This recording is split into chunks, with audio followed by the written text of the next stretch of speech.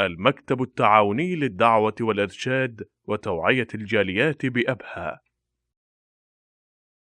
من شرور أنفسنا وسيئات أعمالنا، من يهده الله فلا مضل له ومن يضلل فلا هادي له. أشهد أن لا إله إلا الله وحده لا شريك له، وأشهد أن محمدًا عبد الله ورسوله صلى الله عليه وعلى آله وصحبه وسلم تسليما كثيرا. ثم ما بعد، أيها الأحبة، يقول الله تعالى في القرآن: وضرب الله مثلا قرية كانت آمنة مطمئنة يأتيها رزقها رغدا من كل مكان فكفرت بأنعم الله فأذاقها الله لباس الجوع والخوف بما كانوا يصنعون. لو نظرنا إلى القرية في القرآن نجد أن القرية لا يقصد بها القرية المعروفة عندنا فقط، بل قد يدخل فيها الحي أو المدينة أو الدولة، فليست محصورة في معنى القرية التي في أذهاننا وهي القرى المجاورة للمدن، بل هي أوسع من ذلك. الفائدة الثانية أن القرية إذا ذكرت في القرآن فإنها لا تذكر في القرآن إلا بالهلاك، ولو تتبعنا كتاب الله عز وجل لوجدنا ذلك واضحا. فلنا أن نتتبع هذه الكلمة، كلمة قرية في القرآن، ستجد أنها ترتبط بالهلاك. قال الله تعالى: وإن من قرية إلا نحن مهلكوها ومعذبوها عذابا شديدا كان ذلك في الكتاب مسطورا. وقال الله تعالى: وإذا أردنا أن نهلك قرية أمرنا متر فيها ففسقوا فيها فحق عليها القول فدمرناها تدميرا. وقال الله تعالى: وكما أهلكنا من قرية بطرت معيشتها فتلك مساكنهم لم تسكن من بعدهم إلا قليلا. ولو نظرت إلى غيرها من الآيات تجد ذلك ظاهرا في كتاب الله عز وجل. وقد ذكر الله عز وجل بعض القرى مثل قرية سبأ، وكيف أن الله عز وجل أهلكها ودمرها. وكذلك أصحاب القرية الذين في سورة ياسين دمرها الله عز وجل عليهم. فتجد أن القرية دائما ترتبط بأن نهايتها إلى الهلاك. وضرب الله مثلا قرية، هذا مثل، والأمثال لها فوائد ولا حكم، وستظهر بعض هذه الفوائد والحكم عند النظر في هذه الآية. وضرب الله مثلا قرية كانت آمنة مطمئنة يأتيها رزقها رغدا من كل مكان. هذه الآية ذكرت لنا 3 مراحل على هذه القرية. المرحلة الأولى من الله، والمرحلة الثانية من الإنسان، والمرحلة الثالثة من الله. أولا المرحلة الأولى التي من الله. وضرب الله مثلا قرية، ثم ذكر لها 3 نعم: كانت آمنة مطمئنة يأتيها رزقها رغدا من كل مكان. دعونا ننظر. ذكر أولا الأمن، وهذا يدل على أن أقوى المقومات التي تحتاجها القرية أو المدينة أو البلد هو الأمن. الأمن هو أهم ما يهتم به الإنسان في حياته، فهو مقدم على غيره من المقومات الأخرى. فلذلك تحرص القرية على الأمن، لأنه يتحقق بالأمن خير كثير، لكن إذا انفلت الأمن فلك أن تنظر في البلاد. وضرب الله مثلا قرية كانت آمنة مطمئنة، قدم الأمن على الطمأنينة، مع أن الطمأنينة أحد أفراد الأمن، وأتى بالأمن والطمأنينة. فلماذا؟ أولا قدم الأمن على الطمأنينة. الأمن خارجي، الأمن في البلد، والطمأنينة داخلية في القلب. ولن تحصل الطمأنينة إلا إذا حصل الأمن. أما أن تحصل طمأنينة مع خوف وذعر لا. فلذلك قال كانت آمنة مطمئنة، ولم يقل كانت مطمئنة آمنة. الأمر الآخر أنه ذكر الأمن والطمأنينة بالاسم ولم يذكرها بالفعل، لأنها قرية أمنت واطمأنت. إنما قال كانت آمنة مطمئنة، فأتى بالاسم، والاسم يدل على الثبات والاستقرار، بخلاف الفعل يدل على التجدد. فهنا الأمن في هذه القرية كان ثابتا مستقرا لا ينقطع في أي وقت. وضرب الله مثلا قرية كانت آمنة مطمئنة. طيب لماذا لم يقل كانت آمنة ويسكت عن الطمأنينة؟ لأن الله إذا تفضل بنعمه على الإنسان فصل فيها ونوع، فذكر الأمن الخارجي والأمن الداخلي. الأمن الخارجي هو الأمن، والأمن الداخلي هي الطمأنينة وطمأنينة النفس. وضرب الله مثلا قرية كانت آمنة مطمئنة. لا نتحدث عن فضائل الأمن فهي واضحة لكم. وضرب الله مثلا قرية كانت آمنة مطمئنة. النعمة الثالثة يأتيها رزقها رغدا من كل مكان. هنا لما جاء إلى الأكل والشرب والرزق أتى به بالفعل الذي يدل على التجدد والحدوث، فكل يوم يجي لها رزق. رزق اليوم غير رزق أمس، فكل يوم لا رزق، بخلاف الأمن والطمأنينة. هذا الأمن يسود، الأمن ينتشر ويبقى ثابت، فلذلك أتى به بالاسم. ولما أتى إلى الأرزاق أتى بالفعل الدال على التجدد. قال يأتيها رزقها رغدا. طيب هي لا تبحث، هذه القرية لا تسافر إلى شرق الأرض وإلى غربها تبحث عن الرزق، تبحث عن الطعام أو الكساء أو المتاع، أبدا.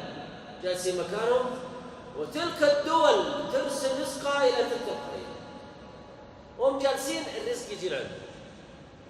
فدول العالم أو مناطق العالم كلها توجه رزقها إلى تلك القرية. انظر معي، فلم يقل الله عز وجل يرزقها، إنما قال يأتيها. معناها أن العالم يتسابق لأجل تقديم هذه الخدمات لتلك القرية. يأتيها رزقها، ولم يقل يأتيها رزق الله. فما الفرق؟ قال يأتيها رزقها، يعني أنه وهي في تلك البلاد قد خصص ذلك الرزق لتلك القرية، فهي من باب التخصيص. فقال ماذا في الآية؟ يأتيها رزقها. أما رزق الله فهو باب مفتوح، لكن هنا معناها وهم يزرعون الفاكهة في تلك البلاد، وهم يخططون أن يأتوا بها إلى تلك القرية، وهم يصنعون السيارات في تلك البلاد الأخرى، وهم يخططون أن تذهب لتلك القرية. فانظر إلى نعم الله كيف تصب آمنة مطمئنة. يأتيها رزقها. ثم قال رغدا، يعني طيبا ممتعا لذيذا. هذا الرزق ليس المقاس فيه الكثرة، المقياس فيه مبني على المتعة والسعادة واللذة والراحة لهذه القرية. فقال رغدا يحصل رغيد العيش. قال يأتيها رزقها رغدا من كل مكان، شيء من الشرق وشيء من الغرب، ورزق من الشمال ومن الجنوب، وعالم كثير يتسابق إلى هذه القرية. هل في شيء يميز هذه القرية إلا فضل الله؟ هو فضل الله، وهي إرادة الله لهذه القرية. وذلك يا أحبة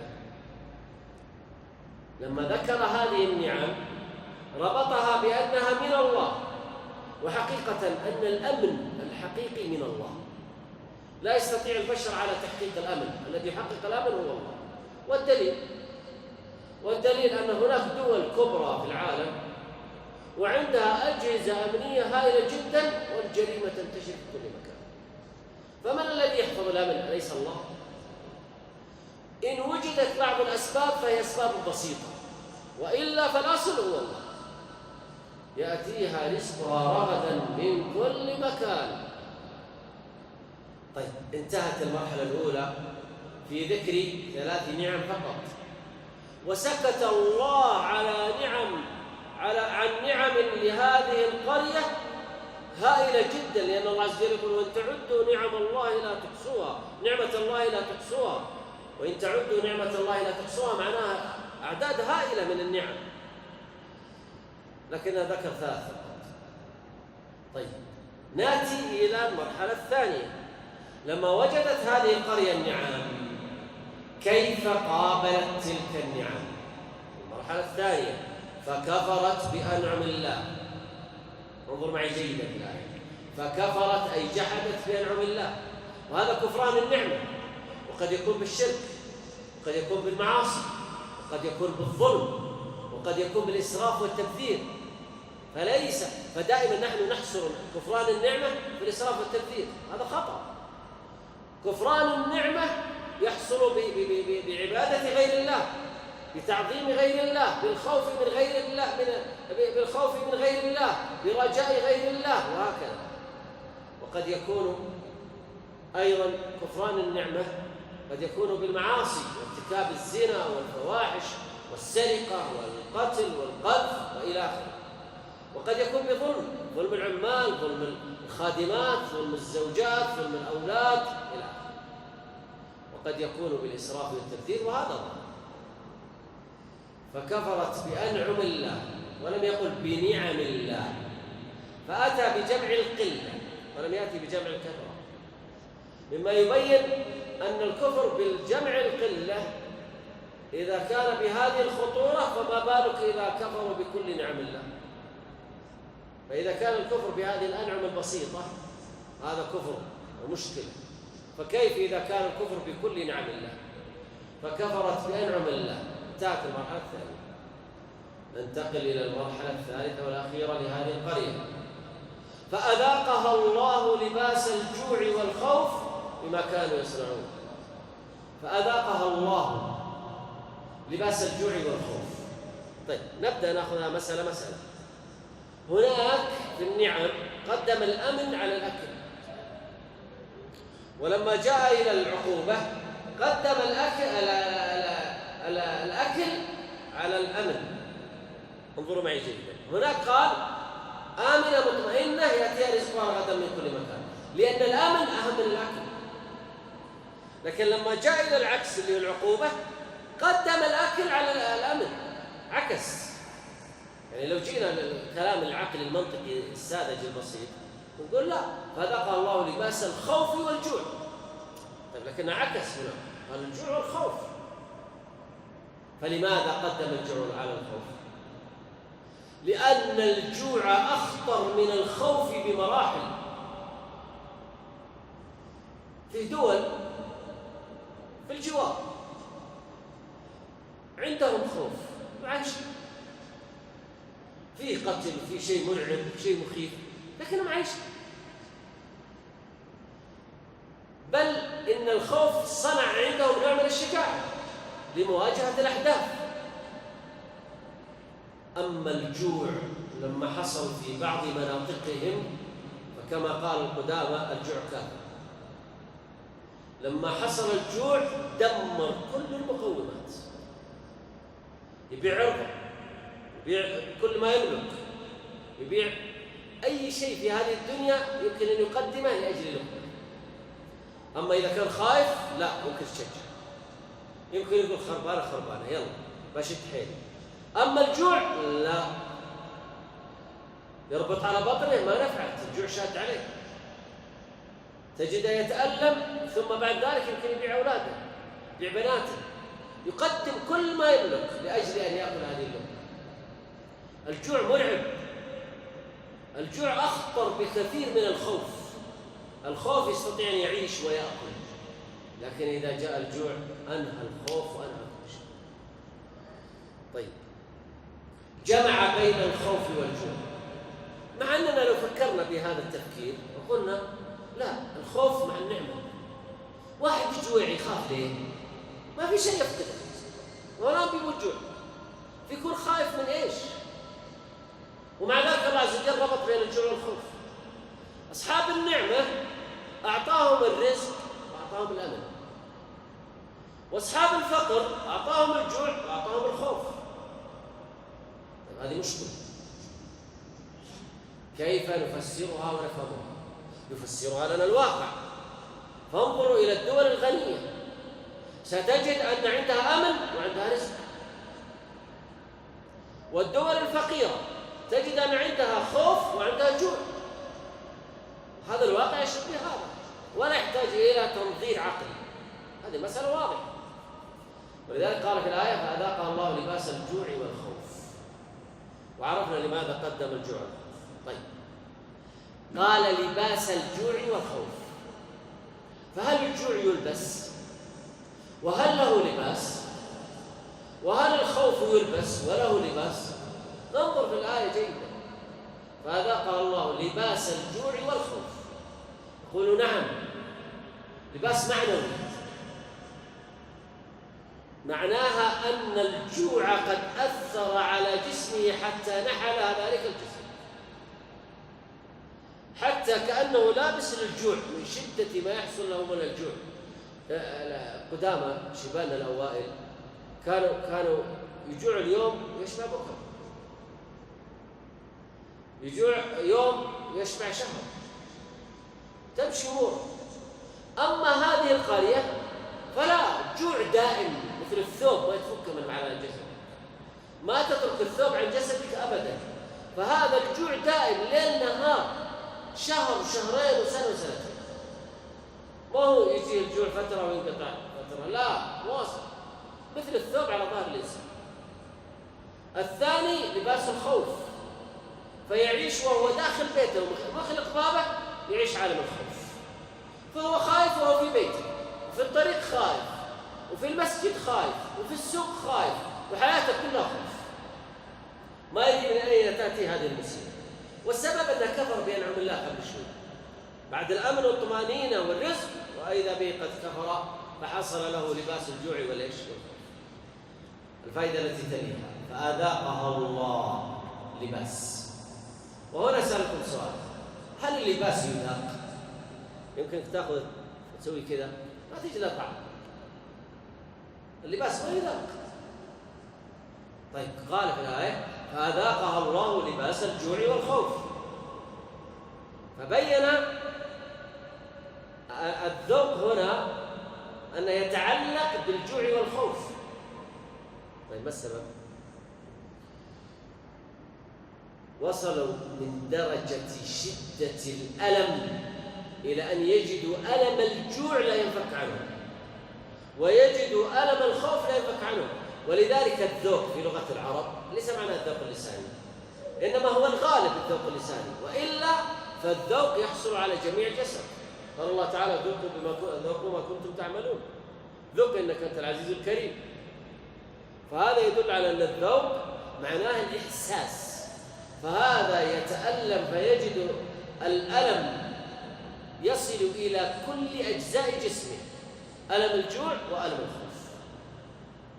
طيب، فأذاقها الله لباس الجوع والخوف بما كانوا يصنعون، ولم يقل بما كانوا يعملون، ولم يقل بما كانوا يفعلون، كما قال بما كانوا يصنعون. فما الفرق بين الصناعة والعمل؟ الصناعة فيها جانب إتقان، فيها حفظ، فيها مهارة. ولذلك تجد أن هذه القرية لما كفرت بأنعم الله، ما الذي حصل؟ كانت تتفنن في الكفر بنعمة الله. ونحن نرى في واقعنا وفي مجتمعاتنا أناسا عندما يحضرون الولائم والأطعمة يرتبون السفر بشكل دقيق جدا وبمهارات عالية جدا، حتى أصبح الاتيكيت صناعة، أصبح مهارة، ويحضر لها المتخصصون ويبدون يرتبون. وخذوا مثلا الزواجات التي تحصل في هذا الزمان، وانظر إلى كيفية التفنن في الأكل، وخاصة عند النساء، وكيفية تفنن النساء في اللباس وغيره، وفي المطاعم وفي العصير وغيرها. تجد أن فيه عبث، وتجد فيه إسراف، وتجد فيه كفر بنعمة الله عز وجل. دقة عجيبة جدا بترتيب الملاعب والسكاكين والصحون، وإذا في أكلة في هذه سلطة هنا لابد سلطة في الجهة ذيك، إذا مثلا فاكهة هنا فاكهة هناك، بحيث أن يترتب ويطلع شكل السفرة شكل رائع جدا، ثم يصورونها وينزلونها انستغرام أو سناب أو غيرها. صح ولا لا؟ وهذا الواقع هذا كله تفنن. الآية تقول ماذا؟ فذاقها الله لباس الجوع والخوف بما كانوا يصنعون، يتفننون في العبث. ورأينا هذه الصحون وتحمل وترمى في الزبائن، وكلكم تعرفون هذا الشيء. ورأينا صور للتفنن في الإسراف، وصور للتفنن في المعاصي، وصور أخرى في الظلم وفي الطرب وفي الفساد، وصور في التفنن حتى في الرشوة وفي الربا. تجد فيه صور كثيرة جدا في التفنن الحاصل من الناس. ولذلك المسألة فيها خطر شديد، لا بد أن نحافظ على نعم الله بشكرها، وإذ تأذن ربكم لئن شكرتم لأزيدنكم ولئن كفرتم إن عذابي لشديد.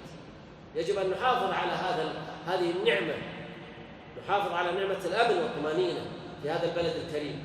لا بد أن نجتهد فيها، لا بد أن نكون وحدة ضد من يريد أن يزعزع الأمن، لا بد، وإلا نخسر هذه النعمة. لا بد أن نشكر الله على نعمه، نعمة الأمن والطمأنينة والرزق، لا بد من ذلك كله، ونجتهد في ذلك وننظر في الآية، استخرج من الآية هذه المعاني وهذه اللطائف.